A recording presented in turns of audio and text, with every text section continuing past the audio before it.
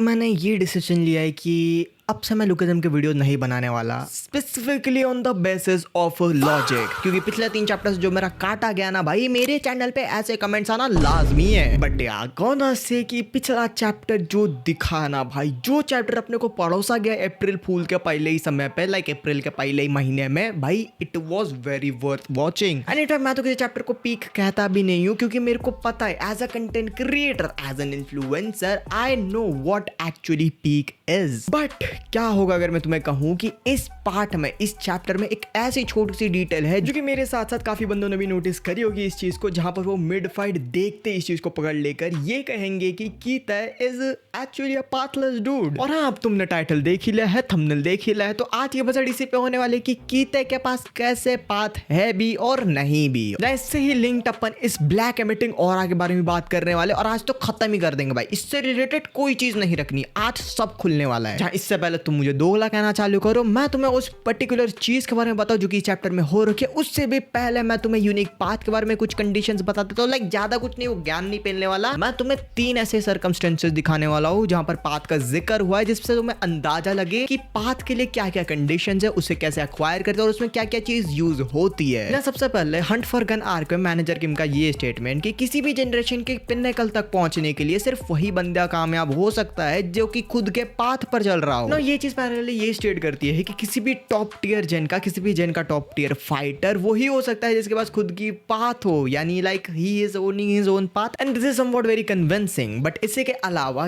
Gun के definition में path mastery से डिफरेंट है, बिकॉज पाथ की जो लिमिट होती है, क्राइटेरिया, वो मास्टरी के अकॉर्डिंग, मास्टरी के कंपैरिजन में काफी अनयूजुअली हाई होती है। जहां पाथ मास्टरी की तरह कहीं से भी सीखी नहीं जाती, बट कि वो खुद के इंडिविजुअल के टैलेंट और चीजों को, हार्डवर्क को एक्यूमुलेट करके खुद का एक पाथ क्रिएट करता है जिसपे कोई दूसरा बंदा नहीं चल सकता। And third, the last and most important thing, इंचोन आर्क में जब जेग्योन इस चीज में टैलेंट का कॉन्सेप्ट ऐड करता है, तो वो बताता है कि उसके पास हार्डवर्क और एक्सपीरियंस तो भर भर के है, बट उसके पास उतना ज्यादा अमाउंट ऑफ टैलेंट नहीं है जिससे वो खुद का यूनिक पाथ क्रिएट कर सके। जिसमें वो डैनियल को ये भी कहता है कि तेरे पास अपने हार्डवर्क और एक्सपीरियंस के साथ तुझे अपने टैलेंट को भी एक्यूमुलेट करना पड़ेगा ताकि तू खुद का एक पाथ क्रिएट कर सके। And this shit is my whole point, जो कि ये स्टेट करती है कि कीता इज एक्चुअली पाथलेस, जो कि रिसेंटली चैप्टर में स्टेट भी हो रखी है। और अब मैं तुमसे बस एक सिंपल सवाल पूछना चाहूंगा कि कीते के पास कौन सा टैलेंट है। लाइक तुम नहीं बता पाओगे, बिकॉज इस बंदे के पास ना तो कोई टेक्निक, ना तो कोई व्हाटसोएवर स्किल है, बिकॉज इसकी पूरी की पूरी फिजिक इसके लिए कंपनसेट कर देती है। और इसको अपने रीसेंट चैप्टर में बहुत ही प्यारे तरीके से स्टेट करा गया है, जहां पर कीते वर्सेस जिनयूंग के पीछे पीछे जब अपने चांसुआ कमेंट्री आता है, तो उसमें ये काइंडा इन दोनों को थोड़ा सा कंपेयर करता है, जहां पर कीते is literally have no talent और नो टेक्निक व्हाटसोएवर, बिकॉज इसकी फिजिक इतनी ज्यादा ओवरवेलमिंग है कि ये एक लिटरली एम्बॉडीमेंट ऑफ डिस्पेयर बन जाता है। जिसके ऑपोजिट ही अपना जिनयूंग एक ऐसा बंदा है जिसके पास बहुत ही इमेंस अमाउंट ऑफ टैलेंट है, एक ऐसा टैलेंट जो कि सालों से मेहनत करके बनाई गई है, और इतने सारे बंदों को अपने अंदर समाने की talent is not a very light feet. And in दोनों की मैच काफी ज्यादा भयंकर होती है, तुम चैप्टर में देखते हो। बट दिस चीज एक्चुअली स्टेट्स कि कीते के पास कोई टैलेंट नहीं है, तो कीते के पास यहाँ पर यूनिक पाथ कैसे हो सकते हैं? क्योंकि इसके लिटरली एग्जांपल में अपना जेग्योन है जिसके पास टैलेंट ना होने के कारण उसके पास यूनिक पाथ नहीं है, तो कीते के पास कैसे हो सकती है bro? Like he has no fucking talent. But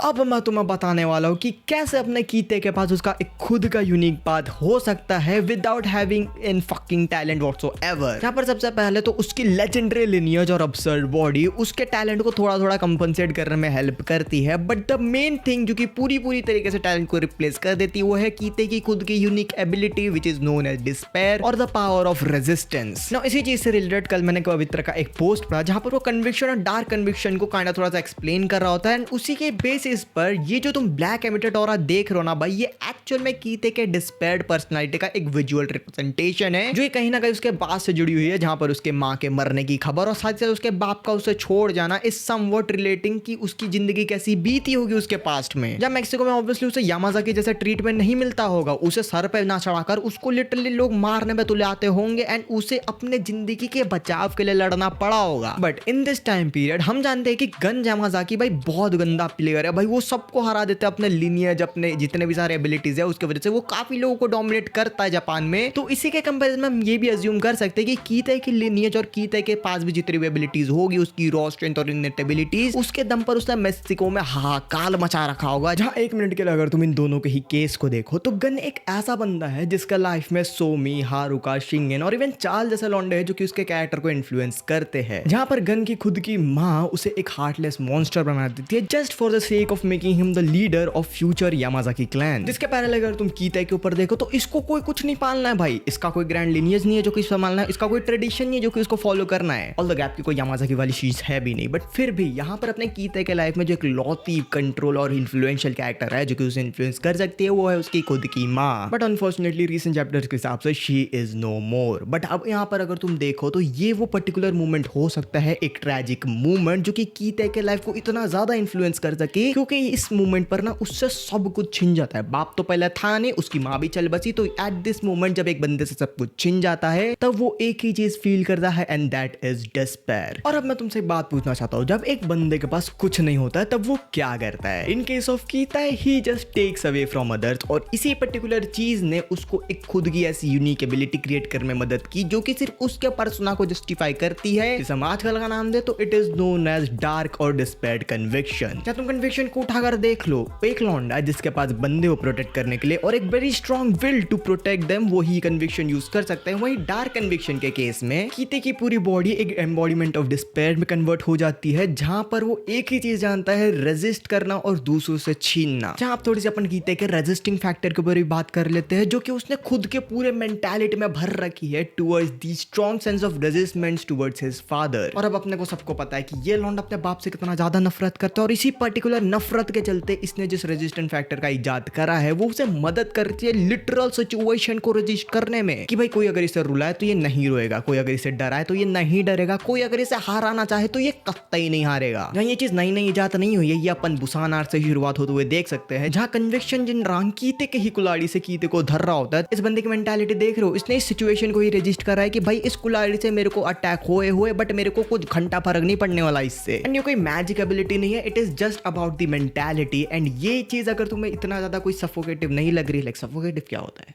well खैर, इसके अलावा अगर तुम ये चीज उतनी ज्यादा सपोर्टिव नहीं लग रही तो तुम रीसेंट चैप्टर्स उठा के देख लो, जहां पर सभी लौंडे, इनफैक्ट पूरा का पूरा लुकिज्म वर्स ये सोच रहा था कि भाई अब कीता लेट चुका है। रु एक प्रिजन का लौंडा खुद कहता है कि भाई गैप का पंच इतना ज्यादा तगड़ा है कि कोई माय का लाल आज तक पैदा नहीं हुआ जो कि इसको खाकर उठ सके। एट द नेक्स्ट पैनल कीते खड़ा हो जाता है। इसने ना प्लॉट के मुंह पर कहा है कि जा भूत नहीं गया, मैं नहीं हार रहा, जो उखाड़ना उखाड़ ले। और अब अगर तुम ये सभी चीजों को लेकर चलो, an overwhelming physique, a legendary lineage, a strong sense of mentality और एक डिस्पेयर्ड पर्सनालिटी, तो ये सभी चीज टैलेंट के रिप्लेस्ड में कीते को मदद करती है खुद की यूनिक पाथ क्रिएट करने में। इसके रिलेटेड ये जो तुम ब्लैक रेडिएटिंग ऑरा देख रहे हो, ये और कुछ नहीं हिंट करती है कीते के यूनिक पाथ के ऊपर, जो कि समवट कंपेयर कर सकते हो गन के वो ब्लू रेडिएटिंग ऑरा जो कि उसके खुद के डोमिनेटिंग पाथ से रिवील होती है। एंड नाउ अब मैंने तुम्हें लॉजिक के हिसाब से बता दिया कि कैसे कीते के पास पाथ नहीं होनी चाहिए, और साथ ही साथ प्लॉट वाइज भी बता दिया कि कैसे इन सभी चीजों के बावजूद कीता खुद का एक twisted version of unique path create कर सकता है। बट अगर पीटीजे को इतना मंजूर नहीं है और कोई बीच की उंगली पकड़ ले तो भाई मैं समझने वाला हूँ, मेरा बेड़ा पार है, मैं ही मनूस हूँ। बाकी आफ्टर ऑल दिस शिट तुम्हारा इस चीज पे क्या राय है, let me know in the comments. And फिलहाल के लिए दिस वीडियो यहाँ तक ही, एंड मैं मिलूंगा तुमसे नेक्स्ट वीडियो में। Till then take care everybody and sayonara.